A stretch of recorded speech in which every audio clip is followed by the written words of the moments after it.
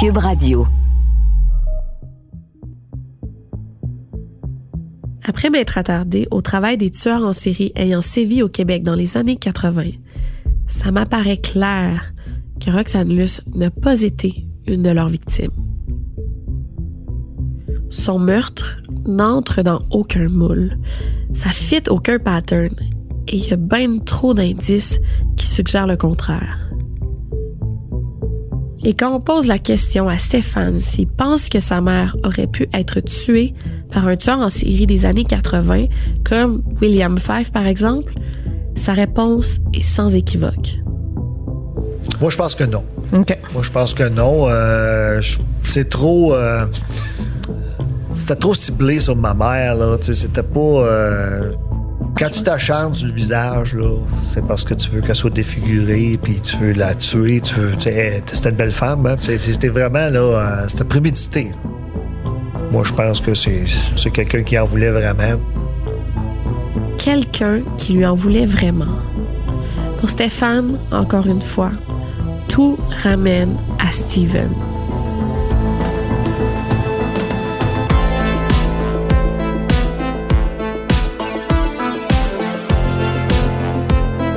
Il est en chaise roulante. T'sais, il est même plus capable de lever ses bras, puis quand il marchait, un gros trou dans le front. Il était bien magané.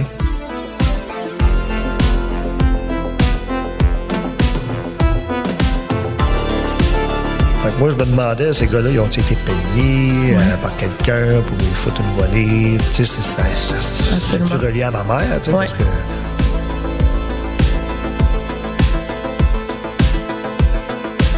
Épisode 4. Présomption.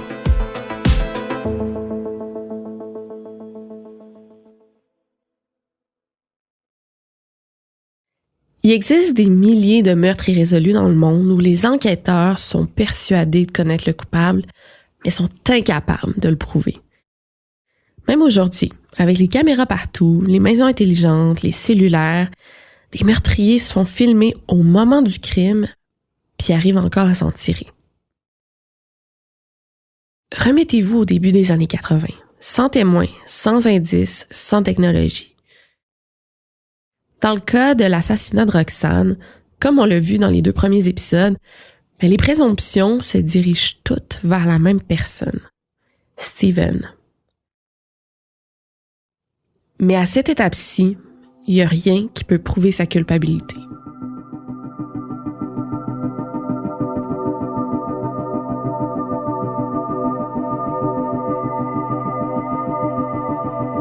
Chaque action génère une force, une réaction qui revient vers nous telle qu'elle a été mise en œuvre. Autrement dit, on récolte ce que l'on sème.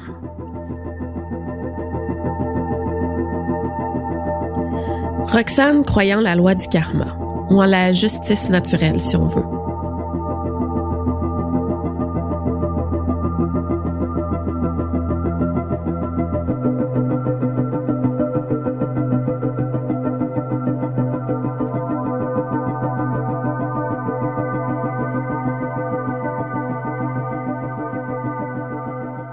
Le 7 septembre 1988, l'ancien conjoint de Roxane, Steven, est agressé dans un bar. On le bat violemment.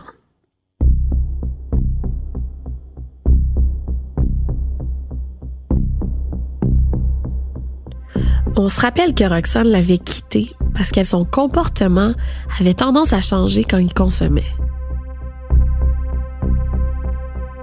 On se rappelle aussi que Roxane s'était même confiée à une de ses sœurs. Elle lui avait dit que son conjoint commençait à être violent psychologiquement.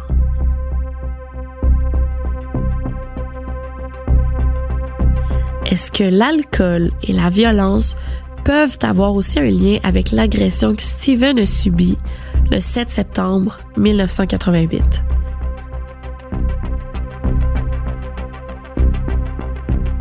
Premièrement, il a été battu, lui, avec en 88. Le 7 septembre 88, il s'est fait battre à coups de bâton dans une taverne sous prétexte que c'était un vol de portefeuille. Puis avec les recherches que j'ai faites, j'ai été lire le procès, ben c'est plus lui qui a foutu une claque sur la tête à quelqu'un. Puis quand même ironique, là, un coup de bâton. Hein. Ouais, c'est ça, la même. Mais c'est pas un coup de bâton. C'est ce que lui m'avait dit. Mais quand j'ai lu le procès, c'était à coup de soulier. Autrement dit, à coup de pied. C'est un coup de pied qui a été battu. Puis il est en chaise roulante. T'sais, il est même plus capable de lever ses bras, puis quand il marchait, un gros trou dans le front. Il était bien magané.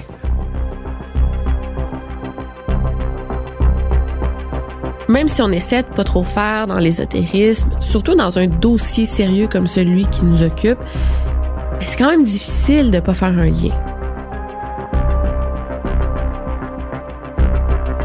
En 1981, Roxane est tuée à coups de bâton et 7 ans plus tard, le principal suspect est lui aussi victime d'une agression qui le plonge dans le coma.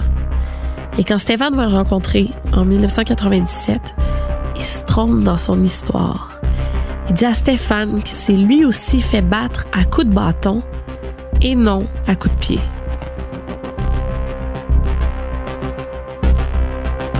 Est-ce que sa mémoire pourrait mélanger deux histoires, son agression et celle de Roxane?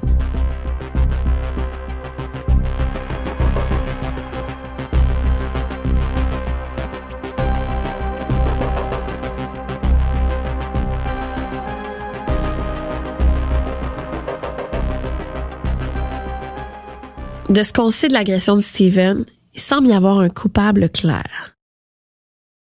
Dans le dossier de l'affaire, on peut lire « À Montréal, le ou vers le 7 septembre 1988, Harry D. a illégalement tenté de causer la mort de Steven, commettant ainsi un acte criminel prévu à l'article 222 du Code criminel. »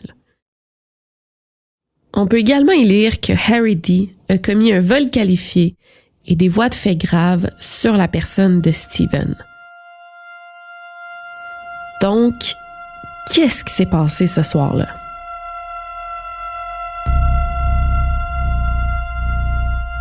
Aux environs de 2 heures du matin, le 7 septembre 1988, dans une brasserie située sur la rue Sainte-Catherine, Steven frappe un homme au visage. Les deux hommes s'expliquent et finissent par faire la paix. Steven quitte la table et chacun continue à boire de son côté.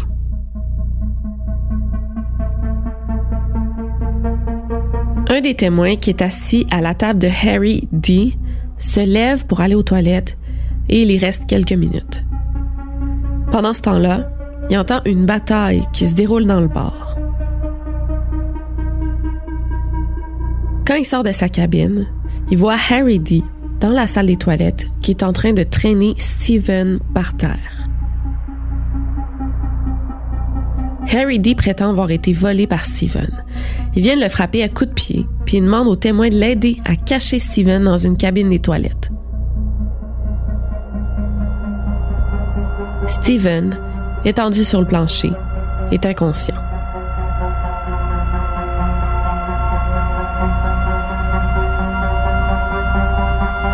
Pour se venger, Harry prend le portefeuille de Steven et laisse sa victime pour morte. Le même sort que connu Roxane des années plus tôt. Fait que moi, je me demandais, ces gars-là, ils ont-ils été payés par quelqu'un pour les foutre une volée? Tu sais, c'est-tu relié à ma mère, tu sais, parce que...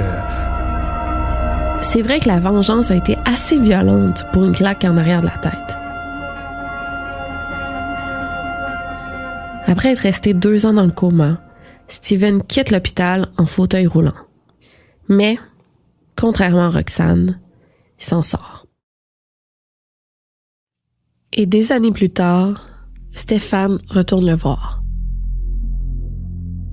Je suis arrivé là, c'était une grosse maison, un building, un centre de soins de longue durée. Oui. Mon Dieu, il doit travailler là, tu sais.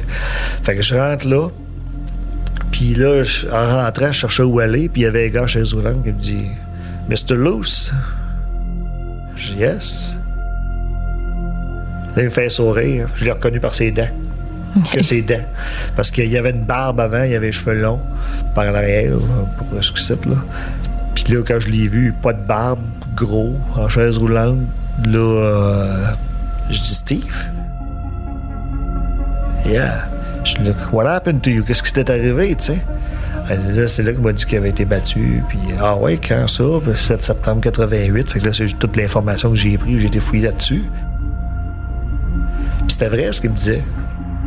Tout ce qu'il m'a dit, ce gars-là, était vrai. À part les coups de bâton. Ouais, c'est ça.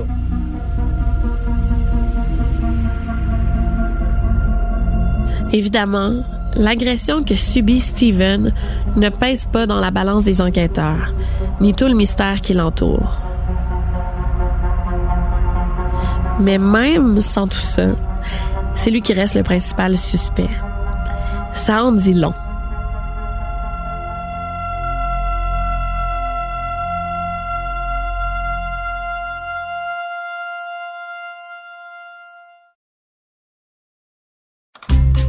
On vous a enfin préparé une nouvelle série d'épisodes de Narcos PQ. Cette fois-ci, ça s'appelle « Au cœur de la Colombie ». Alors moi, je m'appelle Marc Sandreski, je suis ancien policier au SPVM et maintenant journaliste au bureau d'enquête de Québécois. Et moi, je m'appelle Félix Séguin, je suis journaliste au même endroit. Pourquoi donc a-t-on décidé d'aller rencontrer un important trafiquant sur son terrain en Colombie? C'est là qu'on va le découvrir dans Narcos PQ. La série est disponible sur cube.ca dans la section Cube Radio et sur les autres plateformes de balado. La série balado Narcos PQ a été choisie par Apple dans son top 5 des balados de l'année 2022 au Canada. Il s'agit du seul balado francophone de la sélection. Pour le bien du podcast et par respect pour les enquêteurs qui travaillent encore sur ce dossier-là, on se doit de ne pas dévoiler le nom complet de Steven. Mais mis à part ça, c'est qui ce gars-là?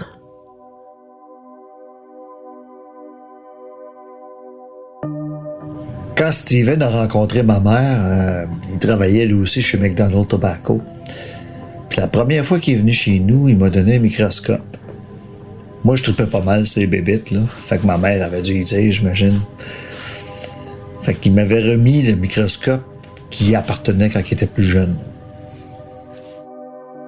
Steven entre dans la vie de Roxane aux alentours de 1977-78. Après avoir travaillé pour la même compagnie qu'elle, il obtient un poste de programmeur analyste chez Consolidated Bathurst à Montréal. Stéphane a environ 9-10 ans. Le nouvel amoureux de sa mère parle juste anglais, fait que la communication avec lui est difficile, parce que Stéphane n'est pas bilingue. Mais selon lui, Steven est un bon communicateur, puis il faisait des efforts pour se faire comprendre.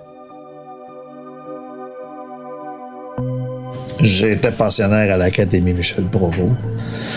Je voyais pas ma mère de la semaine.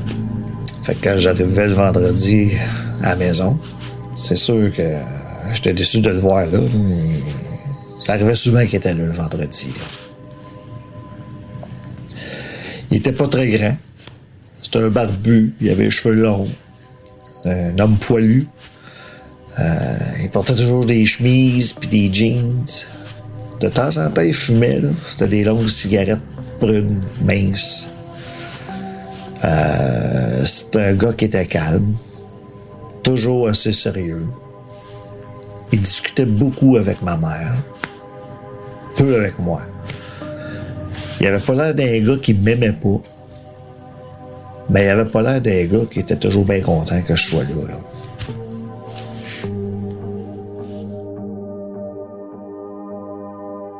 Dans son souvenir, Stéphane revient sur la seule passion qu'il connaissait de Steven, la photo. C'était quand même assez incroyable chez lui, là. T'sais, quand j'y repense encore aujourd'hui, je trouve ça incroyable. T'sais, dans le salon, dans sa chambre, partout, il y avait des bassins, des agrandisseurs, du papier à photo, des produits chimiques pour développer les photos, puis des films. Des parapluies pour les flashs. Dans le dossier d'enquête, Steven mentionne qu'il s'adonne aussi au débosselage puis à la soudure. Ça, moi, j'y crois pas. Je suis allé chez lui sur de Maisonneuve, là, puis il n'y avait pas de garage là. Quand je suis allé chez ses parents, puis il n'y a pas d'endroit non plus où je peux pratiquer le body de char, là. Je sais pas ce qui faisait ça, là. Ça reste bizarre. Tu sais, il n'y avait pas de char, puis en plus, il conduisait même pas la voiture de ma mère, puis elle n'aimait pas ça conduire. Il était toujours passager. Tu sais, pour un gars qui fait du body, là, puis qui conduit pas. Hey, c'est vrai que c'est bizarre si Steven s'est juste inventé une passion. Par contre, c'est rien d'incriminant.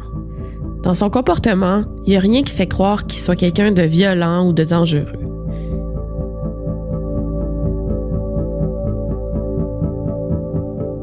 En 2 à 3 ans de relation, le jeune Stéphane est jamais témoin de quoi que ce soit qui aurait pu lui faire croire que le nouveau chum de sa mère cachait quelque chose. Il s'est choqué après moi une fois. T'sais, ma mère m'avait demandé de surveiller ma soeur quelques minutes, là, le temps qu'il aille au dépanneur. Puis on était dans le cour en arrière. Là. Puis soudainement, il a fallu que je rentre dans la maison, une petite minute. Là. Fait que j'ai comme clippé le pantalon de ma soeur, sa ganse en arrière de son jeans, avec la laisse de mon chat. Puis la laisse est attachée après la descente d'escalier du sous-sol, finalement, à l'extérieur. Mais finalement, c'est Steven qui est arrivé avant que moi, je revienne à ma sœur. Puis quand il a vu qu'elle était attachée, là, là, il m'a engueulé. Puis il a pris la laisse, puis il l'a coupée avec son canif. Fait que c'est à peu près le seul mauvais souvenir que j'ai là, de lui. Là.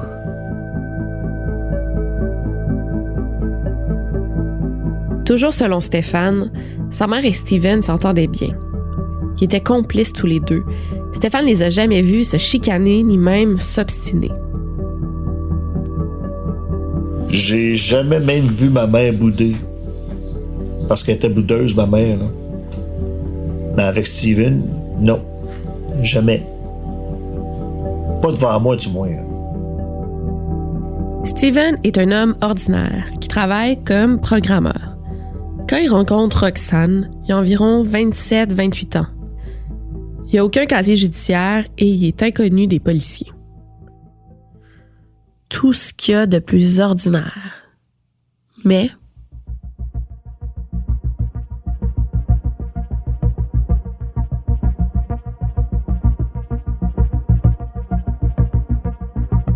il a refusé le polygraphe. En partant, ouais, c'est bon, c'est quelque chose qui refuse. Quelqu'un qui refuse le polygraphe en partant, c'est louche. C'est louche. Quelqu'un qui veut pas parler à la police pour aider pour le meurtre de ton ex-blonde, c'est louche. Il a refusé, lui. Ouais. En 2011, on lui a demandé, on arrête des questions à te poser, peux-tu venir au poste? Non. Mais Steven jure qu'il n'a pas tué Roxane.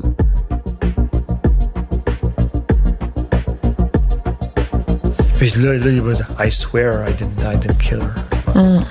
I would swear too. Tu sais?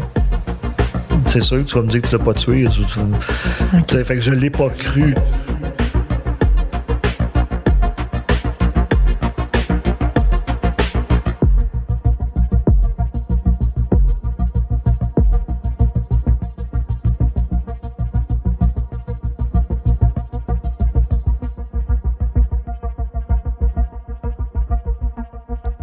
Pour Stéphane, c'est très frustrant de savoir que l'homme qui a tué sa mère est encore en liberté et peut-être même toujours vivant.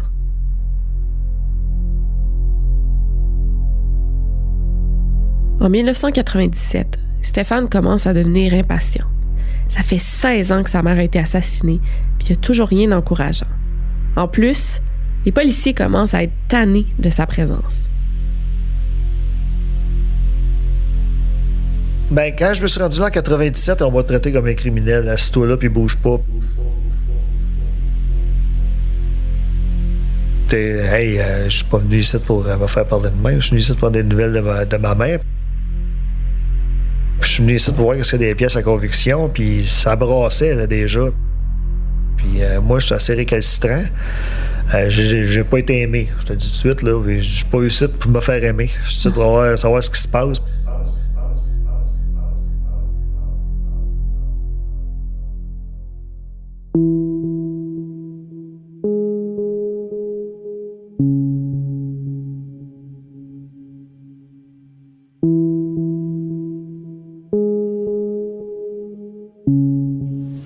Dans des cas d'enquête, des fois, il y a des familles, il y a des gens qui veulent savoir. Ils veulent savoir qu'est-ce qui s'est passé. Ils veulent savoir où on est rendu dans l'enquête.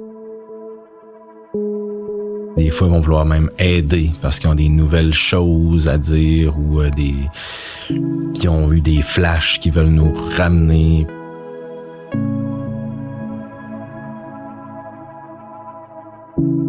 Une fois par année, rappeler pour savoir. Pour moi, c'est pas de l'abus parce qu'il y a quand même il y a un meurtre qui a été commis là-dedans, puis on veut savoir où c'est rendu. On veut savoir y a-tu des suspects potentiels? Est-ce que l'enquête est encore en cours parce que des fois, c'est juste mis ça à la glace, puis c'est irrésolu, puis on travaille plus dessus.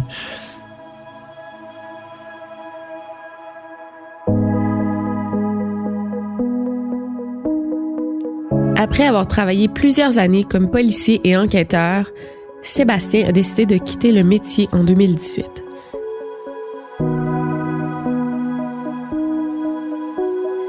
Il connaît bien les sentiments qui peuvent habiter un policier qui voit la famille débarquer au poste pour se renseigner sur une enquête qui n'avance plus.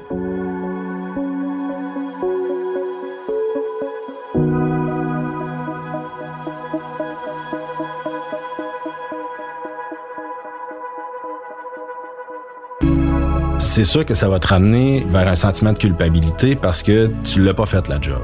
Elle a été mal faite, puis t'es plus sur le dossier. Évidemment, t'es encore occupé sur autre chose. Fait que quand on te rappelle, je te donne un exemple, en 97, tu m'appelles, tu me dis on est rendu dans ce dossier-là, ben ça l'a pas avancé, on n'a rien de plus. Puis qu'en 98, tu m'appelles, puis que tu redemandes à parler au même enquêteur, ben lui, ça se peut qu'il te dise que, tu sais, en 98, quand tu vas rappeler, là, il sait que t'as parlé l'année d'avant. Là. Puis là, il est tanné parce qu'en plus, tu rebrasses ça. S'il est dans un sentiment de culpabilité, puis dans il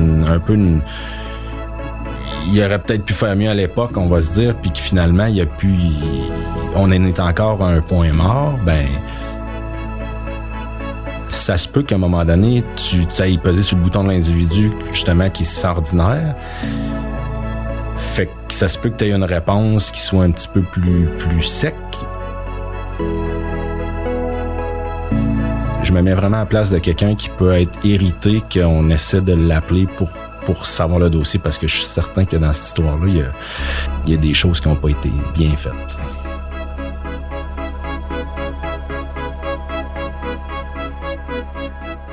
Des choses qui n'ont pas été bien faites, oui, ou peut-être des mauvaises décisions qui ont été prises. Je pense que si on ressort cette enquête-là, il faut aller voir les policiers qui étaient là à la base, les enquêteurs, peu importe qui était là.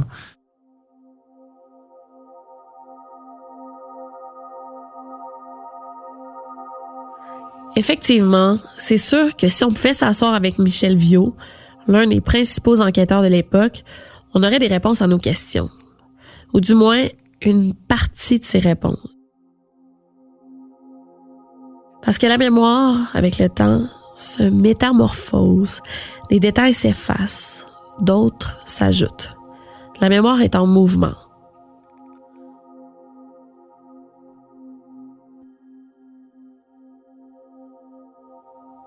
Donc pour l'instant, ce qu'on peut faire, c'est garder en tête les faits, recoller les morceaux même s'il en manque, puis continuer nos recherches. Donc si je récapitule, avec les morceaux qu'on a, ça donne ceci. Le principal suspect dans cette affaire, depuis les 40 dernières années, n'a jamais pu être inculpé, faute de preuves. Mais c'est difficile d'oublier Steven pour un enquêteur. Le soir du meurtre, il n'y avait pas d'alibi. Il a menti lors de son interrogatoire. Il a refusé le polygraphe et Roxane allait le quitter parce qu'il commençait à être violent.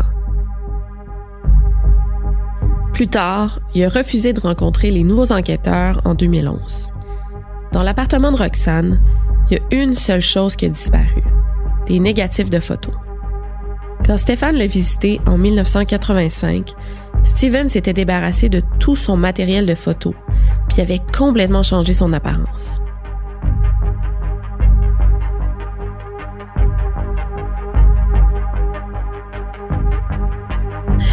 C'est normal qu'avec le temps, on finit par peut-être accorder moins d'importance à toutes ces présomptions, à tous ces hasards, tous ces indices indirects qui nous ramènent à la même personne. Comme ça se dit dans le jargon, c'est moins chaud autour de Steven. Autrement dit, les policiers s'y intéressent moins. Et pourtant, quand on remet bout à bout les éléments nébuleux qui nous amènent au suspect, quand on se rafraîchit la mémoire, c'est facile de douter du dernier chum de Roxane Luce. Et en plus, c'est pas tout. Lors de ma dernière rencontre avec Stéphane, ce qui m'a appris m'a complètement chaviré. La police me disait qu'il était aux États-Unis en cavale, lui. J'ai dit non, il n'est pas aux États-Unis en cavale parce que j'y ai parlé la semaine passée. J'étais le rencontré, il était à la Chine, l'autre bord du pont, puis il était à l'annuaire téléphonique. Puis il est à Montréal depuis le 7 septembre 1988, ça s'appelle le SPVM, là, puis il est hospitalisé depuis le 7 septembre 1988. Il était dans le coma jusqu'en 91. Fait que c'est quoi cette histoire-là des États-Unis, là?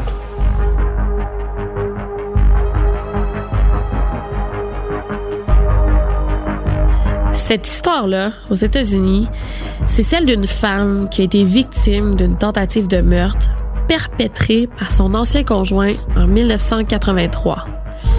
Et cet ancien conjoint, ce serait Steven. En 1988, Stéphane rentre d'un long voyage dans l'Ouest canadien et quelques temps plus tard, il se rend au poste de police. Il rencontre par hasard l'autre enquêteur sur l'affaire, Daniel, qui tient un dossier dans ses mains. Le dossier de Roxane Luce. Ce jour-là, Daniel annonce à Stéphane que Steven est recherché aux États-Unis pour tentative de meurtre sur son ex-blonde. Il aurait essayé de tuer une de ses blondes par le feu dans le bout de Cape Cod. Et ma mère allait à Cape Cod avec lui. Quand ma mère est morte, lui, il a dû continuer à aller à Cape Cod, puis il a rencontré une femme là, puis il devait revenir comme, tu sais, à travailler à Montréal, tout ça, parce qu'il restait à Montréal, il avait toujours son appartement. C'est un Québécois. C'est un anglophone de Montréal. Okay, ouais. Oui, effectivement. Fait que, d'après moi, c'est ça, c'est juste une copine qu'il avait là-bas, puis à un moment donné, ça a peut-être mal tourné, puis là, il a essayé de... Parce qu'il y a des fêtes, là, il a essayé de mettre le feu.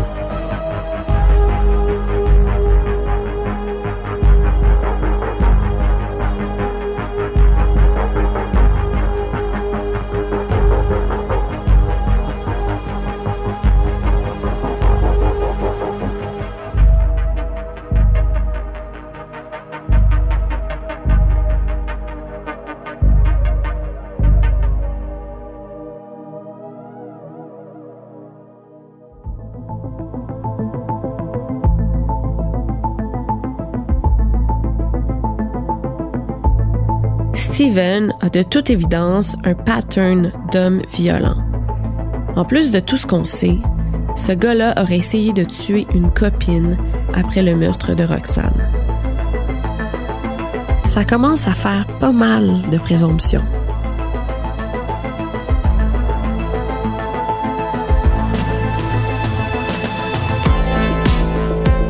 À la recherche et au scénario, Véronique Marcotte. Dominique Plante à la musique, design sonore et montage. Pascal Hugo Caron-Quentin à la réalisation. Le tout est une production du Studio SF et de la société de production Cube Radio. Et finalement, un énorme merci à Stéphane Luce pour son aide précieuse tout au long du podcast. Je suis votre animatrice Victoria Charlton et rendez-vous au prochain épisode pour la suite de cette histoire.